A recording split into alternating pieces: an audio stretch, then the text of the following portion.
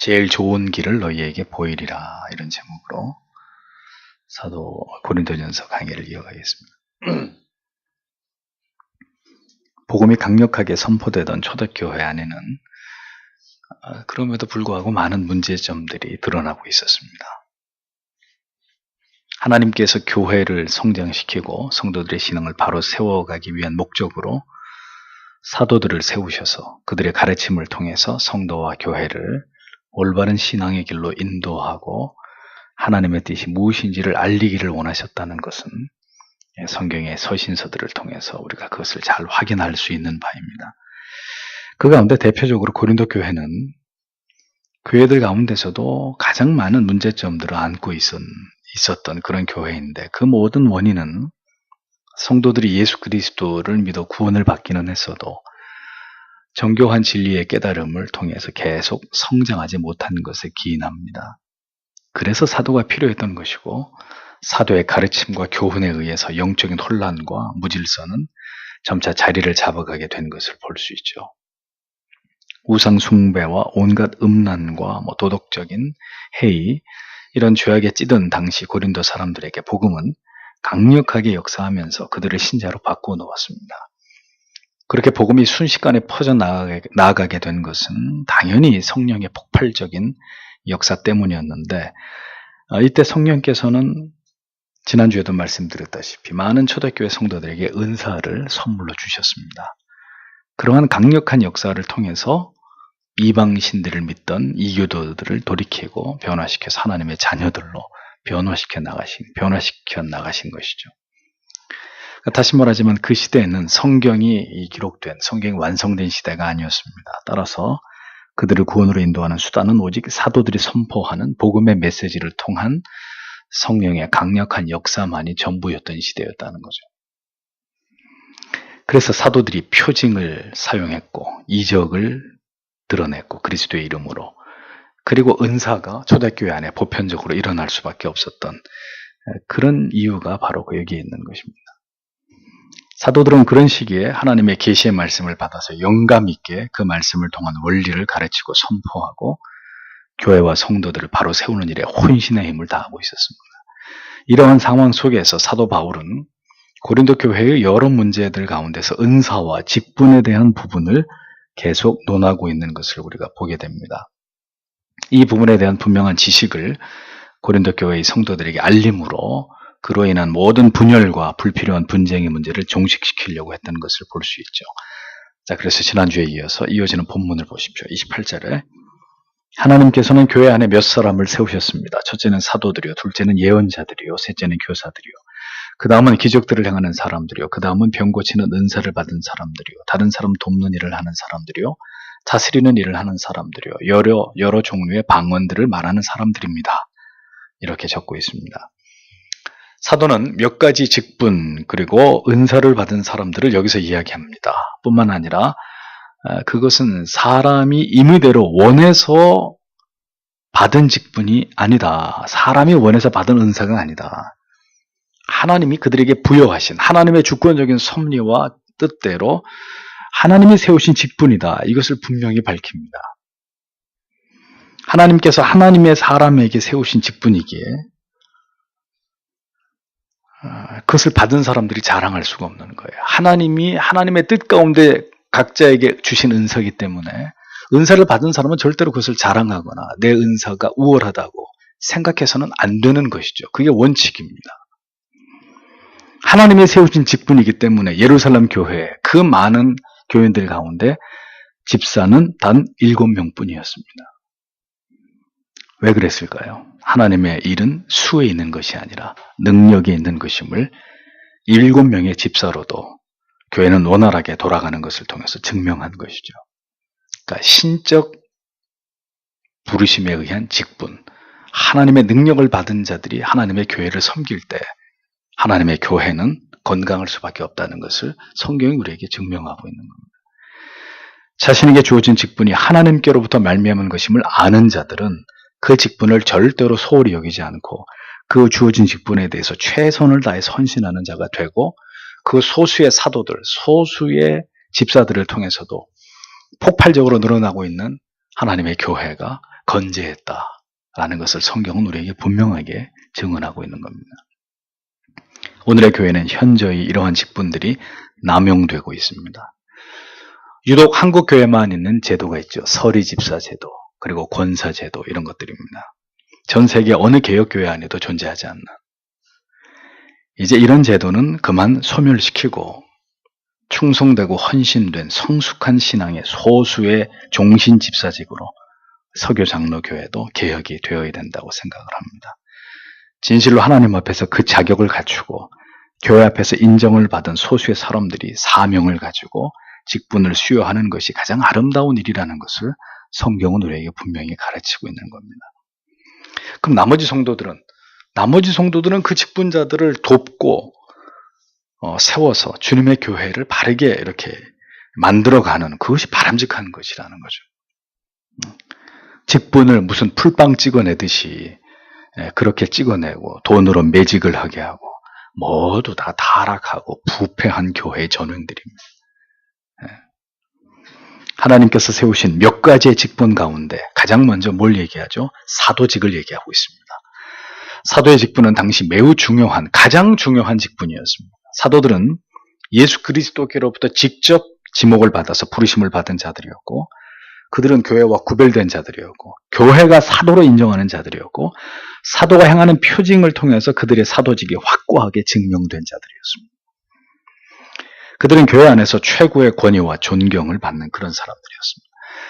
두 번째는 선지자직입니다. 이 직분은 사람들 앞에서 하나님의 말씀을 전하는 대변자입니다. 이 직분 역시 사도와 마찬가지로 중요한 직분으로 하나님의 말씀을 풀어서 가르치고 설명하기도 하고 나아가서 장래의 어떤 일을 예언하기도 했던 이런 직분입니다. 다음은 교사입니다. 이들은 사도나 목사가 아니었지만 예수 그리스도의 교훈에 근거해서 하나님의 말씀을 올바르게 성도들에게 가르쳐서 그들의 믿음을 크게 이렇게 세우고 믿음을 굳게 하는 그런 사명을 가진 자들로 율법에 매우 해박한 그런 사람들이었습니다.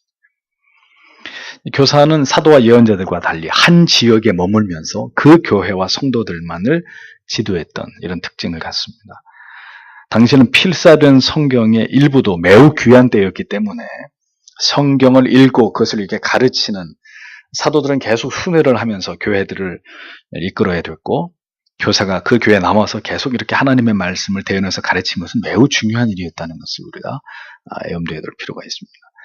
그 다음에 이제 은사를 설명합니다. 직분을 설명하고 은사를 설명하는데 가장 먼저 능력의 은사를 설명합니다. 이 능력이라는 건 기적을 의미하는데 초대교회 안에는 이러한 기적을 행하는 은사들을 가진 자들이 많이 있었습니다. 다시 얘기합니다만 이교도들, 숱한 우상들을 숭배하는 이런 고린도 지역에서 또 이제 복음이 막 시작되고 있는 초대교회에서 이런 어떤 은사, 표징, 이적, 이것은 불가피한 일이었습니다. 예수 그리스도께서도 사역하실 때 그분이 이적을 사용하신 이유가 뭡니까? 표징을 쓰신 이유가 뭡니까? 이걸 쓰지 않으면 도무지 너희들이 믿지 않기 때문이다, 이렇게 말씀하셨잖아요. 그러니까 그 시대에 이런 부분들이 분명히 나타났고 복음의 확장을 위해서 필요한 부분이었다는 겁니다.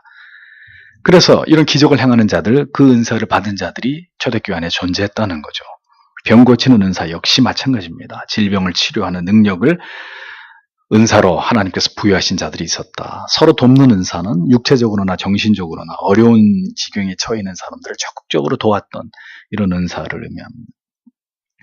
다스리는 것은 지도자적인 직책을 가진 사람으로 교회를 조직하고 성도를 치료하고 지도하고 감독하는 목사와 장로 같은 이런 직분을 가진 자들을 의미하죠. 마지막으로 이제 각종 방언의 은사를 말하고 있습니다. 그런데 사도가 여기서 의도적으로 방언의 은사를 가장 뒤에 말한 이유가 무엇일까요? 마치 방언의 은사가 전부인 것처럼 지금 교회 안에서 이것으로 온갖 분란을 일으키고 이것을 자랑하고 위세를 부리는 자들에게 경고하고 있는 거죠. 네. 이러한 직분과 은사들을 하나님께서 교회 안에 세우셨다고 사도가 분명하게 말하고 있습니다. 즉 직분이든 은사든 그것은 개인의 의사와 무관한, 이 부분을 잘 기억하세요. 개인의 의사와 무관한 하나님께서 교회 안에 하나님의 뜻대로 세우신 신적인 것들이다. 사도가 지금 이 부분을 강조하고 있는 거예요. 왜 그럴까요? 자랑질하지 말라고요. 네. 당시 이 은사의 문제가 하나님의 교회를 크게 어지럽히고 있었던 그런 문제였기 때문에 제발 그런 거 가지고 잘난 체하고 교만하지 말라. 예? 그들이 잘나서 그들이 쟁취한 것이 아니라 하나님이 하나님의 교회의 필요에 의해서 하나님이 주신 것이기 때문에 그거 가지고 하나님의 교회를 시끄럽게 하지 말라. 사도의 강조점이 어디에 있는지 주위에서 봐도 결코 이 문제가 그때와 지금처럼 이렇게 교회 안에 큰 문제로 대두될 수는 없었을 것입니다. 참으로 성경에 대해서 우리가 무지하다는 이야기죠. 서신서 중에 은사를 집중적으로 다루고 있는 것은 고린도전서뿐입니다. 고린도전서에조차도 은사는 이렇게 엄격하게 제한하고 있고 절대로 은사를 드러내거나 자랑하는 것은 금기시된 것임을 성경은 매우 강조하고 또 강조하고 있습니다. 오늘날까지 은사가 중시되고 있는 이런 상황에서 자신을 일컬어서 은사자라고 주장하고 있고 그래서 예언, 신유, 방언 통역 이런 것들을 행하는 자들 여러분 분명히 기억하십시오. 저는 성령이 아닌 악령에 놀아나고 있는 사람들이라고 단언합니다. 그렇게 할 수 있는 이유는 그들은 여전히 고린도 교회의 성도들이 행한 일들을 동일하게 지금도 자행하고 있기 때문이에요. 은사를 가진 사람들 중에 절대로 교만하거나 자고하지 않는 사람이 있을까요? 어떻게든 드러내고 싶어요.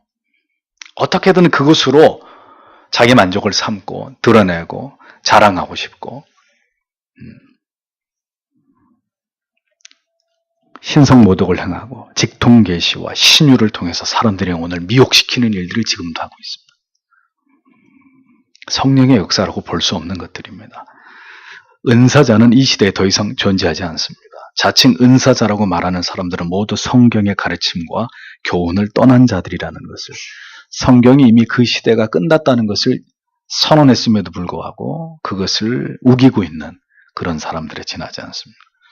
철저하게 자기를 드러내고 자랑하는 오늘날 소위 말하는 은사자들 또 웃기는 말들이죠. 중보자들 이미 소멸된 은사를 붙들고 고린도 교회의 망령을 부활시키려고 하는 그런 영적으로 가련한 자들일 뿐입니다. 성경에는 그 외에 너무나 중요한 가치들이 더 많이 있다는 것을 모르고 있는 것이죠. 이어지는 사도의 논리가 더욱 분명하게 은사에 대해서 성도가 어떤 개념을 가져야 하는지를 설명하고 있습니다. 29절에서 30절. 모두가 사도들이겠습니까? 모두가 다 예언자들이겠습니까? 모두가 다 교사이겠습니까? 모두가 다 기적들을 행하는 사람들이겠습니까? 모두가 다 병 고치는 은사를 받은 사람들이겠습니까? 모두가 다 방언들을 말하는 사람들이겠습니까? 모두가 다 통역하는 사람들이겠습니까? 사도가 질문을 던집니다. 왜 사도가 계속 이런 논리를 이어가고 있을까요? 왜 고린도 교회 성도들은 자신들이 선호하는 이를테면 방언의 은사만을 추종하고 갈구하는지에 대해서 사도는 어떻게 모든 사람들이 다 동일한 은사만 받을 수 있느냐라고 반문하는 거예요. 어떻게 하나님이 그렇게 하실 수 있느냐? 어떻게 하나님이 한 교회에 한 은사를 가진 사람들로 다 도배가 되도록 하나님이 그렇게 일하시느냐? 하나님이 그런 분이시냐? 하나님이 그런 분이 아닌데 그들은 왜 그런 고집들을 부리느냐? 라고 질타하고 있는 거죠. 그것이 사람의 마음대로 사람의 바람대로 되는 것이냐라는 겁니다. 하나님이 질병을 주셨습니다. 고난을 주셨습니다. 고난아 물러갈지어다. 이 질병아 떠나갈지어다. 오늘 밤에 하나님이 낫게 그럴 것 같으면 하나님은 뭐하러 그걸 주십니까? 그렇잖아요.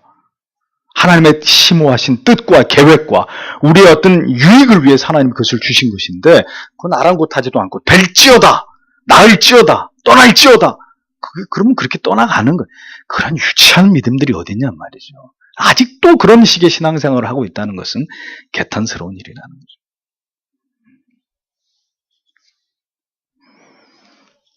그 모든 다양한 은사는 모두 그들의 소원에 의해서 주어지는 것이 아니라 하나님의 주권적인 역사, 이 말은 오늘 계속 반복합니다. 하나님의 주권적인 역사에 의해서 부어지는 것일 뿐이다. 사도가 상기시키고 있습니다. 그래서 오늘날 방언을 가르친다고 하면서 할렐루야, 할렐루야, 이러고 또 랄랄랄라 이렇게 좀 그런 짓들이 참 얼마나 무식한 일들이냐 하는 것을 여러분들이 분명히 이해하시라는 거예요. 그렇게 한다고 되는 거예요? 그거 자체가 반성경적인 거라는 거예요. 그런 시도 자체가 성경에 없는 이야기들이라는 거죠.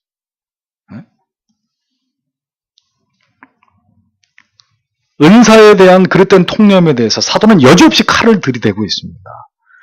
고린도 교회 안에서 이토록 많은 문제를 일으켰던 은사의 문제. 그래서 시간이 지나감에 따라 차차 교회 안에서 소멸되게 하신 그것이 하나님의 뜻이라는 걸 알 수 있는 겁니다. 왜? 교회에 유익이 되지 않기 때문에. 이제는 하나님의 말씀, 성경 66권이 분명히 계시됐고 이것을 통한 모든 유익을 성도들이 얻을 수 있는데 이제 더 이상 은사를 교회 안에 남겨두실 이유가 없기 때문에 그래서 사도가 얘기하는 거예요.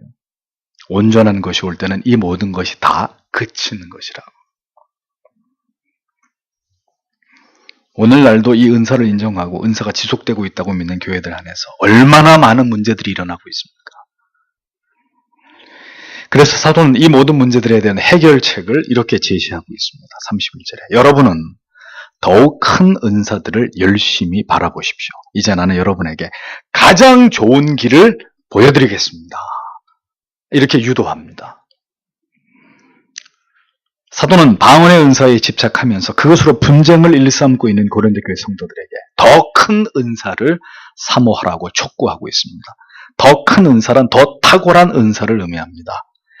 즉 교회 전체에 덕을 세우고 유익을 주는 은사가 있다는 거죠. 근데 그건 방언의 은사가 아니라는 거예요.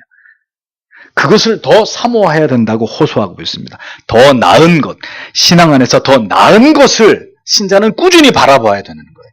거기에 머물러 있으면 안 되고 더 나은 것, 진보해 나가야 된다는 거예요. 발전해 나가야 된다는 거예요. 신앙 안에서 분명히 하위의 개념과 상위의 개념이 존재합니다. 그래서 바울이 얘기하죠. 어린아이의 일을 버려라. 더 완전한 것이 온다. 이런 개념들을 왜 이야기하고 있을까요? 제일 좋은 길을 보이겠다고 했습니다. 제일 좋은 길. 이제 바울이 얘기하려고 하는 내가 이제 그런 거에서 떠나서 그런 차원을 떠나서 정말 좋은 길을 그들에게 보이겠다. 그 내용이 어디에 나와요? 그렇죠. 바로 이 다음 고린도전서 13장에 나오는 것입니다. 그게 뭐죠? 사랑이에요. 사랑. 그러므로 모든 은사보다도 더 중요한 것, 가장 중요한 것은 뭐냐? 뭐라고 얘기하는 거예요? 사도가. 사랑이라는 거예요. 그래서 뭐라고 얘기해요? 사랑이 없으면 아무것도 아니다. 아무것도 아니다. 여기서 결론을 지어버리는 거 아닙니까? 모든 은사보다 가장 중요한 것은 사랑이다. 어떤 은사보다도 성도가 성도를 사랑하는 것은 가장 최고의 신앙의 가치다. 아주 명확하게 사도가 이것을 말씀 안에서 밝히고 있습니다. 성경의 가장 위대한 계명이 뭡니까? 하나님 사랑, 이웃 사랑을. 이 두 계명이 전부잖아요. 이것을 능가하는 신앙에 다른 가치가 있다는 거예요, 없다는 거예요? 없다는 거예요. 이 계명 외에 우리가 추구하는 모든 가치들은 다 하위의 개념들이다. 이 가치의 밑에 있는 것들이다. 여기에 도달하기 위한 것들이지 이것은 궁극의 가치가 아니라는 거예요. 은사가 왜 더 이상 중요하지 않습니까? 그것보다 성경은 오늘 우리가 사랑하고 있는지를 질문하고 있는 거예요. 에? 그리스도인이라며 그대가 신자라며 사랑하고 있습니까? 누구를? 하나님 사랑하고 있습니까? 누구를? 이웃을 그대의 몸처럼 사랑하고 있습니까? 은사 받았습니까? 이걸 묻고 있지 않아요. 사랑하고 있냐고 묻고 있습니다. 하나님을 사랑하고 있고 이웃을 사랑하고 있고 우리의 가족과 지체들을 내 몸처럼 사랑하면서 살아가고 있느냐를 묻고 있을 따름입니다. 왜? 그것이 신앙의 전부이기 때문에. 그렇게 살기 위해 최선을 다해서 노력하고 있는지를 우리 안에서 확인하고자 하는 것입니다. 사랑이 더 많아지게 하는 게 뭡니까? 방언입니까? 예언입니까? 네? 뭐예요? 직통계시예요? 우리로 하여금 더 사랑하게 하는 게 이런 것들이에요. 그런 건데 이런 것 때문에 서로 싸우고 네가 잘나니 내가 잘나니 네? 교만하고 그럽니까? 편을 가르고 그렇게 기도 많이 하고 그렇게 방언 열심히 하는 사람들이 그거 자체가 모순이잖아요. 모순이잖아요. 무엇이 우리로 하여금 더 사랑하게 만듭니까? 우리의 사랑을 강화시킵니까? 무엇이 원수조차 사랑하게 만듭니까? 에? 오직 십자가의 사랑입니다. 십자가를 통한 복음입니다. 하나님의 말씀으로 말미암은 감화와 감동과 내 영혼의 골수를 찔러 쪼개는 그런 깨달음만이 결국 성경이 말씀하는 이 위대한 대의를 이루는 삶으로 나아가게 하는 것입니다. 사랑하는 사람들이 되게 하는 것입니다. 그런데 아직도 은사를 가지고 이렇게 떠드는 교회들 참 불쌍합니다.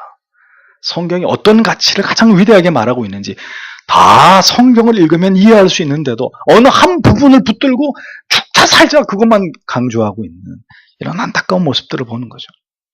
그 위에 개념들은 다 가장 중요한 가치들은 다 무시해버리고 무색해하고 모든 은사를 받았다 하더라도 사도가 얘기합니다. 그대가 사랑을 실천할 수 없다면 그 모든 은사는 다 무용지물, 다 쓰레기라 이거죠.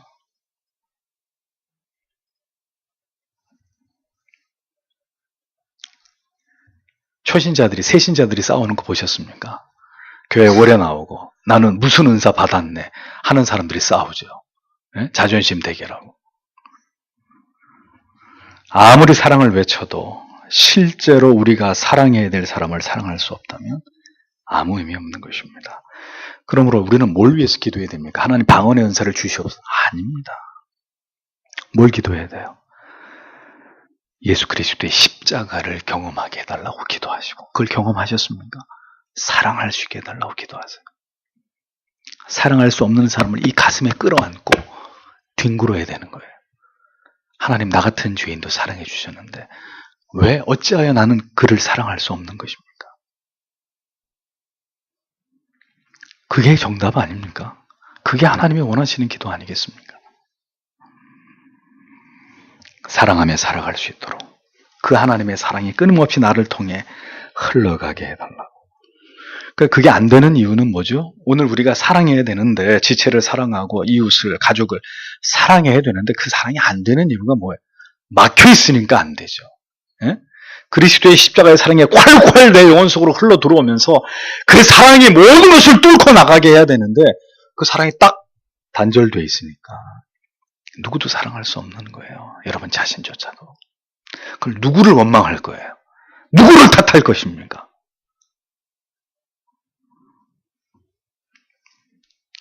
끊임없이 그리스도의 십자가의 그 사랑을 구하고 그 사랑에 목마른 자들이 되어서 그 사랑을 갈구하는 사람들. 우리 안에는 사랑을 만들어낼 수 없어요. 우리 안에 있는 샘은 가만히 놔두면 다 멈추고 끊어지고 고갈돼 버려요. 무엇으로 어딘가로부터 흘러 들어와야 우리 영혼의 샘에 맑은 물이 고여지는 거죠. 그게 어디로부터 흘러 들어와야 되냐 이거죠. 사랑이 없이 논하는 모든 진리의 가치들은 모두 가식과 위선일 뿐입니다. 사랑은 오직 하나님을 아는 것에서 그 사랑을 경험하는 것에서 비롯되는 것입니다. 한 사람의 신앙의 정도가 그가 성삼위 하나님을 아는 지식의 깊이와 체험의 깊이와 비례한다는 것 절대로 잊어버리지 마세요. 그래서 여러분들은 사변적인 신자가 되면 안 돼요. 머리만 커지는 신자가 되면 안 돼요. 교리 아무리 많이 알아도 소용없어요. 교리를 이렇게 열심히 가르치는 목사가 이런 얘기하는 건 괜찮아요. 교리 하나도 안 가르치면서 교리 같은 거 배울 필요 없다고 이렇게 말하는 목사는 신뢰하면 안 되지만 교리를 열심히 가르치나 교리가 우리를 신자 되게 하는 거 아니라는 거. 그 교리가 말씀하고 있는 게 무엇이냐는 거죠. 그것도 사랑이잖아요. 성도 여러분, 고백합니다. 목사도 그렇고 우리에게 가장 부족한 게 뭐죠? 사랑이에요. 우리는 자기애로 겹겹이 둘러쳐져 있는 존재들이에요. 그래서 이 자기애의 껍질을, 이 단단한 껍질을 깨고 또 벗겨내고 또 벗겨내지 않는 한 이 자기애를 뚫고 누군가를 향해서 사랑의 손을 내미는 일은 죽을 때까지 거의 불가능한 일에 가까워요. 그게 가능하게 되는 일은 뭐예요? 하나님의 은혜가 그에게 임해야 되는 거예요. 십자가의 그 구속의 사랑이, 그 은혜가 그의 영혼을 관통하고 지나가야 그게 뻥 하고 내 모든 자기의 각질들이 벗겨지고 그 껍질들이 깨지면서 그 하나님의 사랑을 발현하고 흘려보내는 그런 통로가 되는 거죠.